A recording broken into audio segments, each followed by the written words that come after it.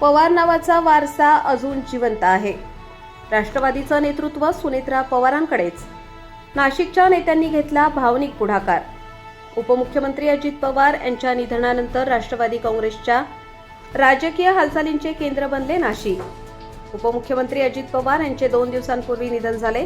त्यामुळे भविष्यात या पक्षाचे सूत्रे कोणाकडे जाणार यावर काही नेते चर्चा करीत आहेत. यामध्ये नाशिकच्या नेत्यांनी महत्त्वाची भूमिका घेतली आहे. राष्ट्रवादी काँग्रेस अजित पवार पक्षाच्या काही नेत्यांनी शुक्रवारी मुख्यमंत्री देवेंद्र फडणवीस यांची भेट घेतली. यामध्ये प्रफुल्ल पटेल, प्रदेशाध्यक्ष सुनील तटकरे, अन्न व नागरी पुरवठा मंत्री छगन भुजबळ आणि धनंजय मुंडे हे होते.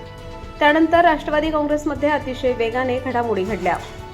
राष्ट्रवादी काँग्रेस पक्षाच्या विधिमंडळ नेतेपदी श्रीमती सुनेत्रा पवार यांची निवड होण्याची शक्यता आहे.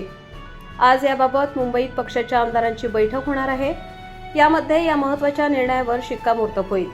या संदर्भात नाशिकच्या नेत्यांनी महत्त्वाची भूमिका घेतली. मुंबईत छगन भुजबळ यांनी त्यात सहभाग घेतला. ज्येष्ठ नेते म्हणून त्यांच्या या भूमिकेला सध्या तरी अन्य नेत्यांनीही समर्थन दिल्याचे चित्र आहे.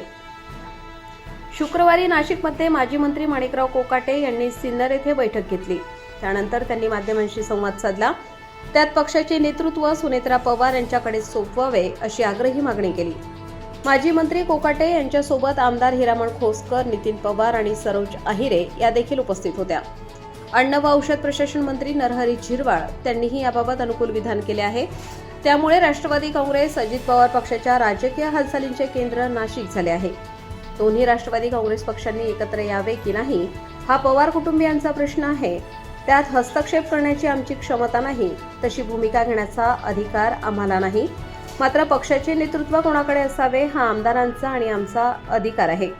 त्यानुसार आम्ही ही भूमिका घेतली असे माजी मंत्री कोकाटे यांनी स्पष्ट केले.